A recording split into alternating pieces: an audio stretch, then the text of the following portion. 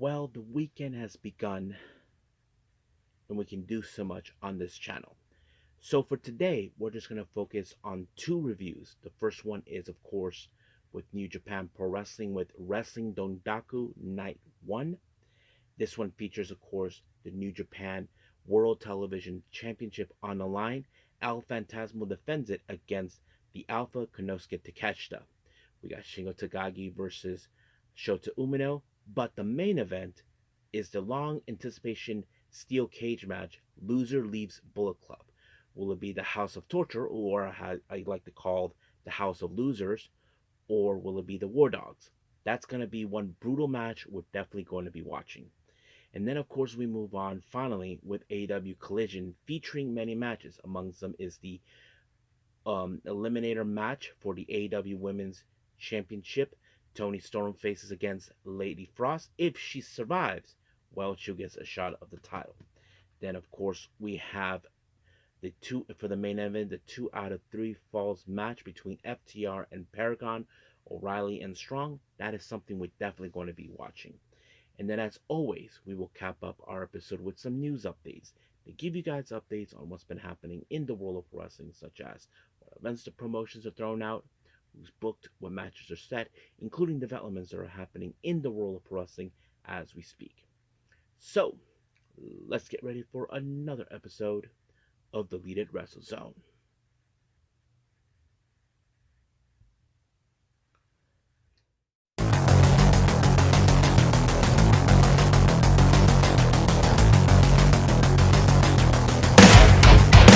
Are you ready? Get up, get up! Get up, get up! Get up, get up! Get up, get up!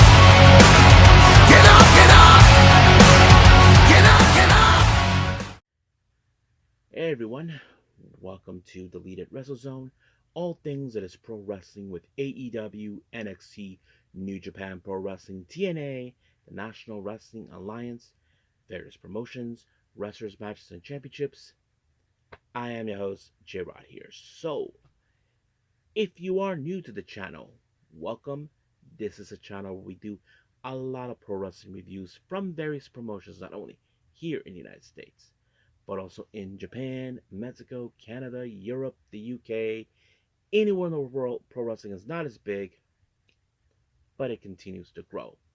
We also, of course, do discussion videos, talk about various topics such as the wrestlers themselves, the promotions, factions, storylines, whatever we want to talk about.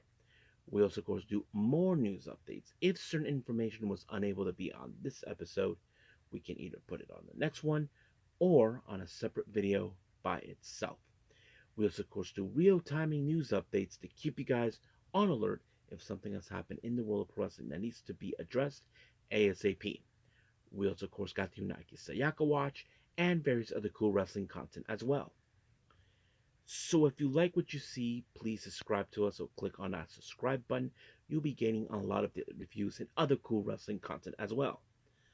But if you like this episode, please give us a like on the like button or a nice comment in the description down below. Now, enough with the yapping.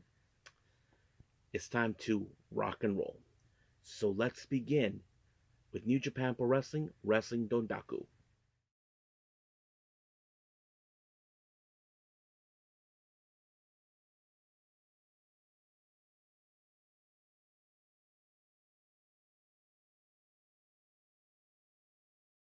Okay, our first review.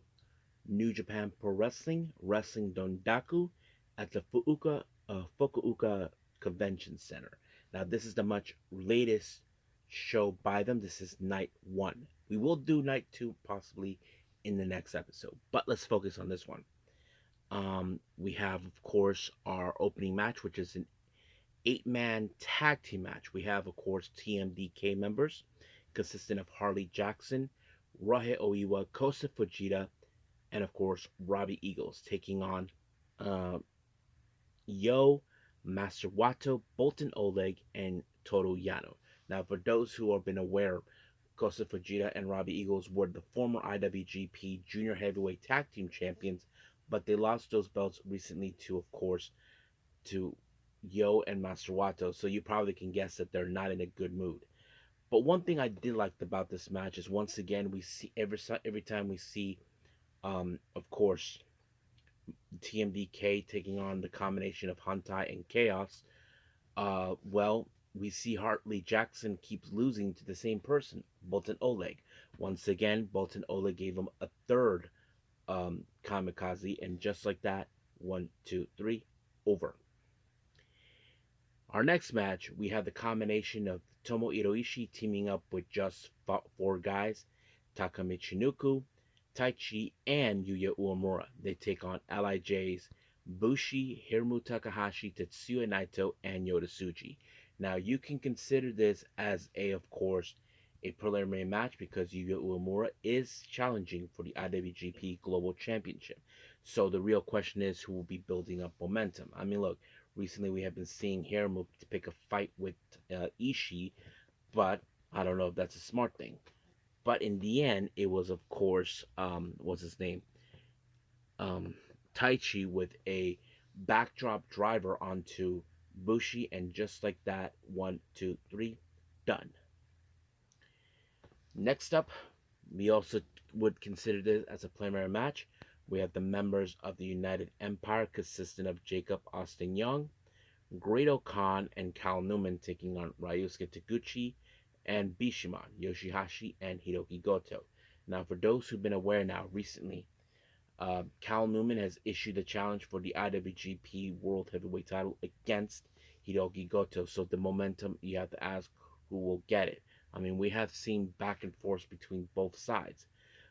But however, Jacob Austin Young was the one who ended up on the wrong side of Shoto by Bushimon, but it was, of course, Yoshihashi who picked up the win by pinfall. 1, 2, 3. Bishimon and, of course, um, Taguchi picked up the win. Now, our next match, we have the New Japan World Television title. El Phantasmo defends it against the Alpha Konosuke Takeshita. Now, the only reason this match happened, for those who don't know, in a previous time when Konosuke Takeshita made his official debut in the G1 Climax, El Phantasmo and him had a fantastic match. So you can try to say that this is one of those matches where, of course, Takeshita is trying to rectify that loss. But however, this match only lasts 15 minutes. So basically, they only have that long.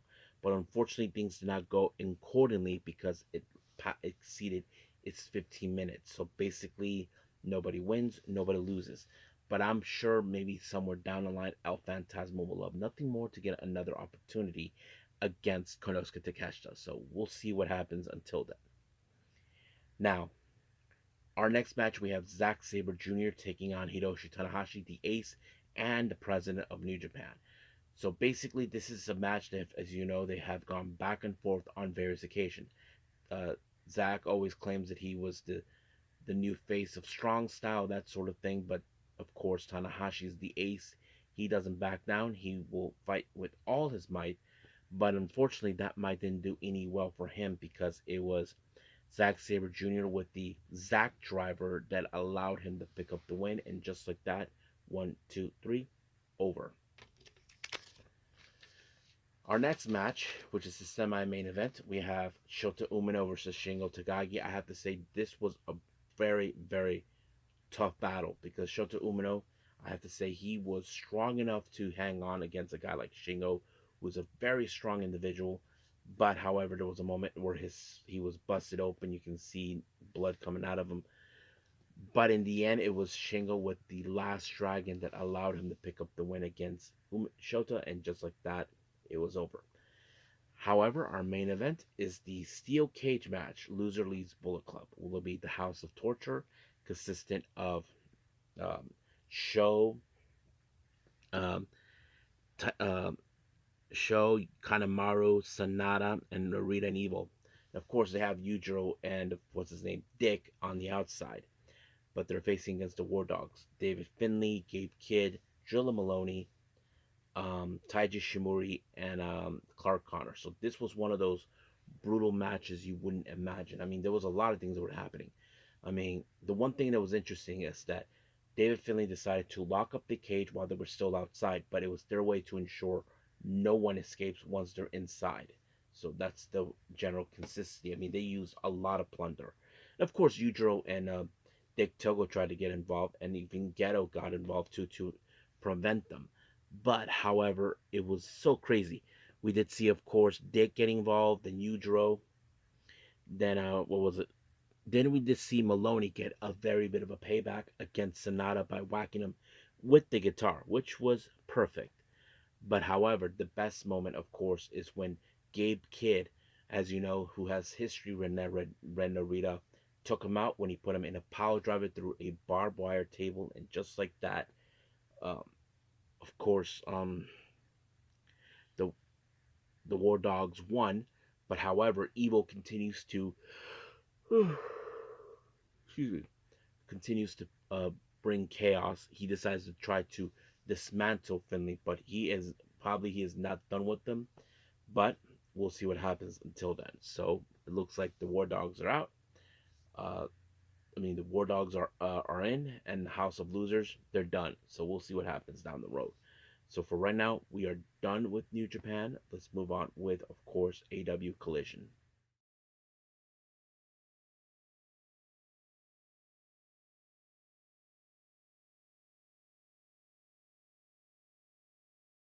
Okay, AEW Collision.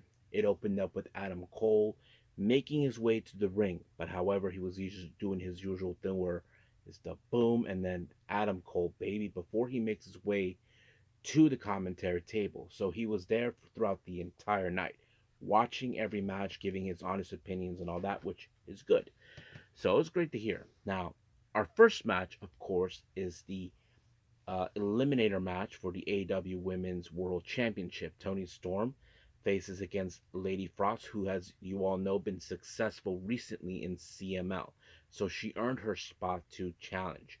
I mean, she has done incredible acrobatics and whatever gymnastic style she brought to the table. But however, it wasn't enough against Timeless until first she whacked her with the hip, and then Storm Zero, 1, 2, 3, over.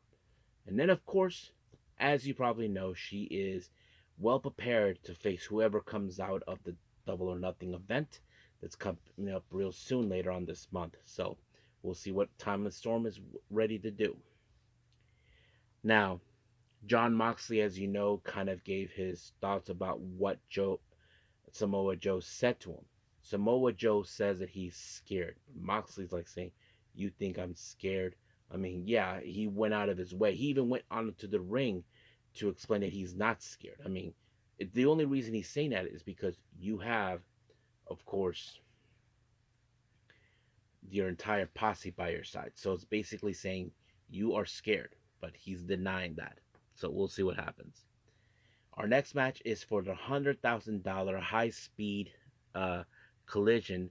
We have a four-way match: Roosh versus Sammy Guevara versus AR Fox versus Kevin Knight. I have to say it was a very interesting matchup. I mean, anything could go in this. I mean, we have four people: Roosh, who is a very violent, hot-tempered individual. Sammy, while he's young, he's a bit cocky, but he gets the job done. Not to mention he's one half of the Ring of Honor World Tag Team Champions with Dustin Rhodes. AR Fox, well, someone who's been around in the wrestling world for years. And then finally, Kevin Knight, someone who's been on the top of the world before in New Japan, will be as one half of the tag team, IWGP Junior Heavyweight Tag Team with Kushida. But however, this match ended with, of course, AR Fox gaining the GTH by Sammy, and just like that, 1, 2, 3, done.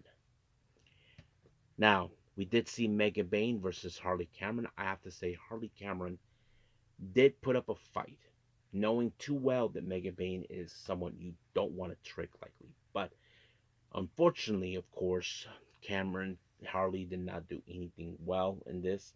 She ended up with the Fate Descent, and just like that, it was over. However, both Penelope Ford and Megan Bain continues to bring in some rampage. Decided to take care of Harley Cameron, but luckily she had an ally to back her up, and that is Anna Jay. As you all know, Anna Jay was viciously attacked by Megan Bain, so this is payback. So we'll see where that goes. Next up, we have an interview with Lexley Neer. She talks to the Outrunners. As you know, recently they were viciously attacked by the members of the Don Callis family. So basically, they are issuing a challenge to them. It's still unclear when that will happen, but we'll stay close to that.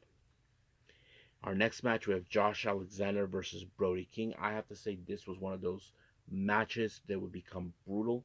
The Battle of the Haas. I mean, Brody King is a very strong, powerful dude. Josh Alexander, a very technical, but also strong individual. So that kind of tells us a million things that could happen. But unfortunately, this match ended in a time limit draw after 15 minutes. Of course, Lance Archer was there. Brody King tried to wipe them out, but it appears things will not go well. We'll see what happens down. I wouldn't be surprised if Brody King wants to have his hands on what's his name, Lance Archer. Well, we just have to pay attention and see. Just give me a minute. Mm-hmm.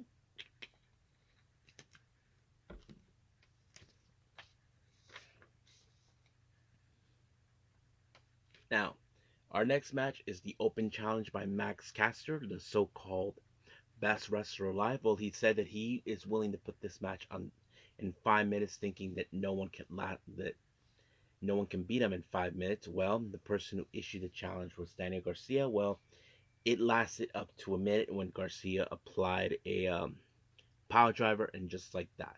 However, during the post match, he still had some unfinished business with FTR, so he will deal with them soon enough. Now, our next interview we have with Lex and Ear is Anthony Bowens. Well, as you know, Anthony Bowens has reinvented himself, but however, he was being looked at by Blake Christian about his that he, all this and that. But of course, Anthony Bowens will not back down from anybody, especially if it's Blake Christian and, of course, what's his name? And Lee Johnson. So we'll see. Now, we did see a back. Hold on, did I miss the match? I think we did. Yeah. Oh yeah. We did. We had the Gates of Agony versus Ray Jazz, and I forgot who's the other one.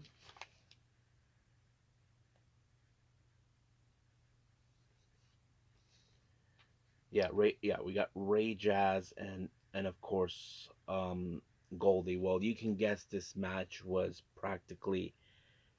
falling into their favor. I mean, they took Ray Jazz out with the gate, and then of course 1, 2, 3 by Bishop Khan.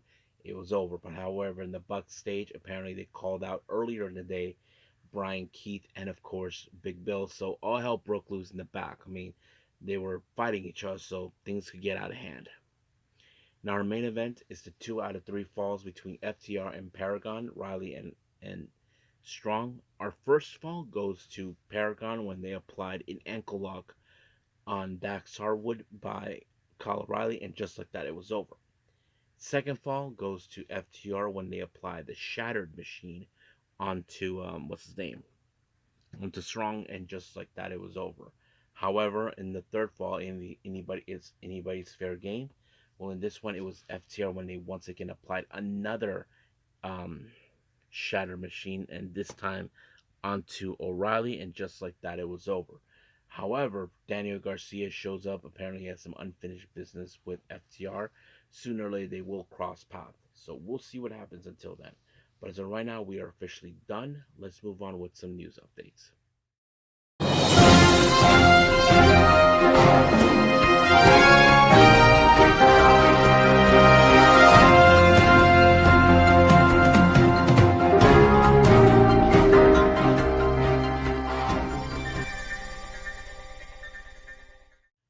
Okay, so welcome to our news updates. As always, we have upcoming events. We have 2 of them, basically.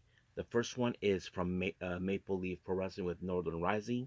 They announced that Miyu Yamashita will be in action to take on Serena Deeb.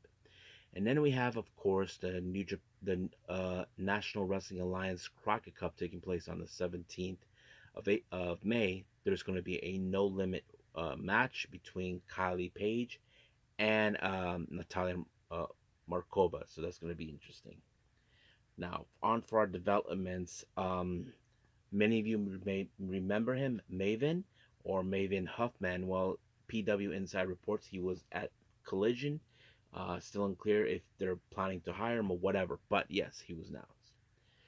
Now, Jayne has reacted to what happened to GiginDolin. Apparently, as you know, GiginDolin was released from WWE. She put out a heart emoji, a heartbreak emoji. Basically, she's heartbroken that, of course, GiginDolin is out, so I feel bad for Jayne, but that's what it is.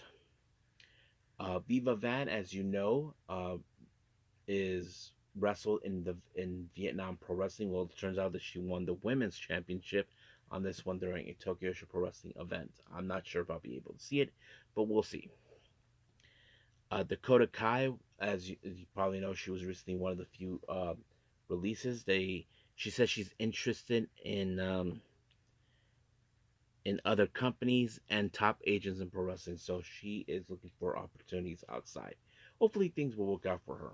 But yeah, uh, Harley Hudson, a female wrestler based out of the UK, has signed with TNA, so we're still waiting on her. Two more releases have been announced by WWE. The first one is Shotzi. Well, it turns out that she didn't. WWE did not renew her contract, so basically, she's out. And then, of course, we have Danny Palmer. So these are the two recent releases. So that's pretty much it for now for our news updates. Let's call it a day. Well, I hope everybody enjoys this episode.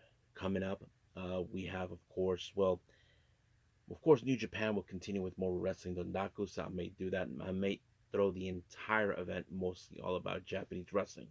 So we'll see how that rolls up. But for right now, we'll leave things as it is and we'll move forward. But until then, I will see you guys in the next DWZ time, same DWZ channel. I must bid all of you adieu. So, goodbye, and have a nice day.